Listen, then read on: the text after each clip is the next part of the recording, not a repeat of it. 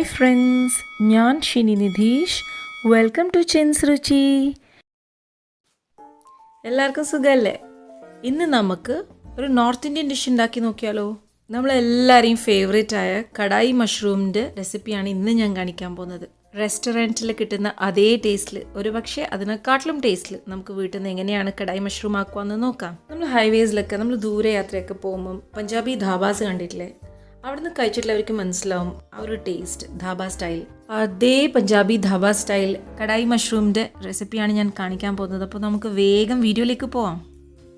നമുക്കൊരു കടായി അടുപ്പത്ത് വെക്കാം. കടായി നല്ലോണം ചൂടായിട്ടാകുമ്പം അതിലേക്ക് 2 ടേബിൾ സ്പൂൺ സൺഫ്ലവർ ഓയിലാണ് ചേർത്ത് കൊടുത്തിരിക്കുന്നത്. എണ്ണ നല്ലോണം ചൂടായിട്ടാകുമ്പം നമുക്ക് ജീരകം ഇട്ട് കൊടുക്കാം. 1/2 ടീസ്പൂൺ ജീരകമാണ് ഞാൻ എടുത്തിരിക്കുന്നത്. ഇനി നമുക്കിതിൻ്റെ അകത്തേക്ക് ഒരു കഷ്ണം പട്ട, 3 ഏലക്കായ്, 3 ഗ്രാമ്പു, ഇത് 3 ഇട്ടിട്ട് നല്ലോണം നമുക്കൊന്ന് സോട്ട് ചെയ്യാം. ജീരകത്തിൻ്റെ ടേസ്റ്റ് അഥവാ നിങ്ങൾക്ക് ഇഷ്ടമല്ലെങ്കിൽ നിങ്ങൾക്ക് ആ ഒരു സ്റ്റെപ്പ് സ്കിപ്പ് ചെയ്യാം. പക്ഷേ പട്ടയും ഗ്രാമ്പും ഏലക്കായും എന്തായാലും ആഡ് ചെയ്യണം. ഇനി ഇതിൻ്റെ അകത്തേക്ക് നമുക്ക് 2 മീഡിയം സൈസ്ഡ് ഉള്ളി ചെറുതായി ചോപ്പ് ചെയ്തിട്ട് ആഡ് ചെയ്ത് കൊടുക്കാം. കുറച്ച് ഉപ്പും കൂടി ഇട്ട് കഴിഞ്ഞാൽ അത് വേഗം വഴന്ന് കിട്ടും. ഉള്ളി നല്ലോണം വഴന്ന് വന്നിട്ടുണ്ട്. ഇനി നമുക്കിതിലേക്ക് ഇട്ട് കൊടുക്കേണ്ടത് പച്ചമുളകും കറിവേപ്പിലയാണ്. പച്ചമുളകൊക്കെ നിങ്ങളുടെ ടേസ്റ്റിനനുസരിച്ചിട്ട് കൂട്ടോ കുറക്കുകയോ ചെയ്യാം. ഞാൻ 2 പച്ചമുളകാണ് ആഡ് ചെയ്തിരിക്കുന്നത്. അതേപോലെ ഒരു തണ്ട് കറിവേപ്പില അധികം ഇടേണ്ട, എന്ന് വെച്ചാൽ ഇത് നോർത്ത് ഇന്ത്യൻ കറി ആയതുകൊണ്ട്. ഇനി ഇതിൻ്റെ അകത്തേക്ക് കുറച്ച് മസാല പൗഡേഴ്സ് ഇടാം. മഞ്ഞൾപ്പൊടി 1/2 ടീസ്പൂൺ, മുളക് പൊടി 1 ടീസ്പൂൺ, പിന്നെ ഗരം മസാല 1 ടീസ്പൂൺ. ഇനി നമുക്കിതൊക്കെ ഒന്ന് നല്ലോണം വഴറ്റി കൊടുക്കാം. അതിൻ്റെ ഒരു പച്ച മണം പോകുന്നത് വരെ മാത്രം, ഒരു 1-2 മിനിറ്റ്. ഇനി നമുക്കിതിൻ്റെ അകത്തേക്ക് മല്ലിപ്പൊടിയാണ് ഇട്ട് കൊടുക്കേണ്ടത്. 1 ടീസ്പൂൺ മല്ലിപ്പൊടിയാണ്. മല്ലിപ്പൊടി ഇട്ട് കഴിഞ്ഞാൽ കൂടുതൽ നേരം വഴറ്റണ്ട. ഇനി നമുക്ക് ഇഞ്ചി വെളുത്തുള്ളി നല്ലോണം അരച്ചത് ഒഴിച്ചു കൊടുക്കാം. അത് 1 ടേബിൾ സ്പൂണാണ് എടുത്തിരിക്കുന്നത്. ഇനി നമുക്ക് ഇതൊക്കെ ഒന്ന് മിക്സ് ചെയ്യാം. ഇഞ്ചി വെളുത്തുള്ളിൻ്റെയൊക്കെ നല്ലൊരു ഫ്ലേവർ, നല്ലൊരു സ്മെല്ല് വരുന്നത് വരെ നമുക്കിത് വഴറ്റിക്കൊണ്ടിരിക്കാം. ഏകദേശം 2 മിനിറ്റൊക്കെ സോട്ട് ചെയ്യാം. ഇനി നമുക്ക് 2 തക്കാളിയാണ് വേണ്ടത്. അത് നല്ലപോലെ അരച്ചെടുത്തിട്ടുണ്ട്. 2 ചെറിയ തക്കാളിയാണ് എടുത്തിരിക്കുന്നത്. ഇനി നമുക്കിതൊക്കെ ഒന്ന് മിക്സ് ചെയ്തിട്ട് ആ തക്കാളിയൊക്കെ ഒന്ന് കുക്കാവുന്നത് വരെ വെയിറ്റ് ചെയ്യാം.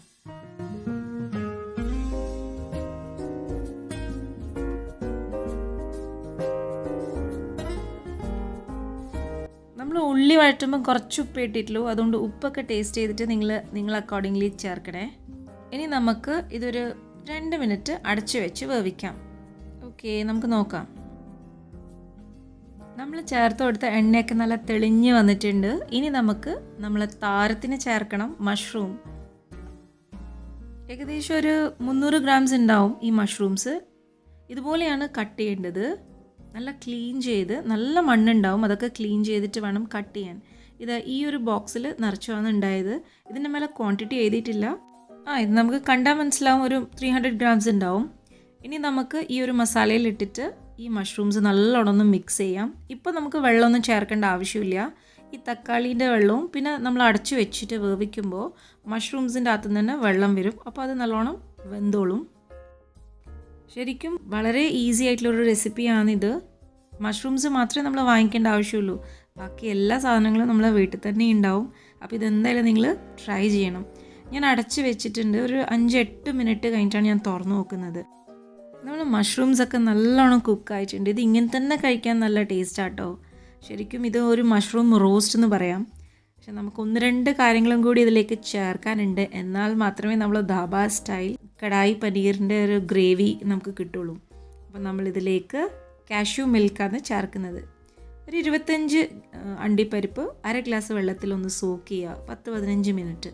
എന്നിട്ട് നമ്മൾ ആ വെള്ളത്തോട് കൂടി അരച്ചെടുത്ത് കഴിഞ്ഞാൽ നമുക്ക് കാഷ്യൂ മിൽക്ക് കിട്ടും. ചിൻസ് രുചി സ്പെഷ്യൽ ഐസ്ക്രീം ഉണ്ട്. അതിൻ്റെ ലിങ്ക് ഞാൻ ഡിസ്ക്രിപ്ഷൻ ബോക്സിൽ മെൻഷൻ ചെയ്യാം. അതിൽ നമ്മൾ കാഷ്യൂ മിൽക്കൊക്കെ യൂസ് ചെയ്തിട്ടാണ് ആക്കുന്നത്. ഡേറ്റ്സ്, പഴം, കാഷ്യൂ മിൽക്ക് ഇതൊക്കെ യൂസ് ചെയ്തിട്ടാണ് ആക്കുന്നത്. അതെല്ലാവരും കണ്ടു നോക്കണേ. കാഷ്യൂ മിൽക്കൊക്കെ നല്ലോണം മിക്സ് ആയിട്ടുണ്ട്. ഇനി നമ്മൾ നോർത്ത് ഇന്ത്യൻ ഡിഷിൻ്റെ മെയിൻ സാധനമാണ് കസൂരി മേഥി. അതായത് നമ്മൾ ഉലുവേൻ്റെ ചീര ഉണക്കി പൊടിച്ചതാണ്.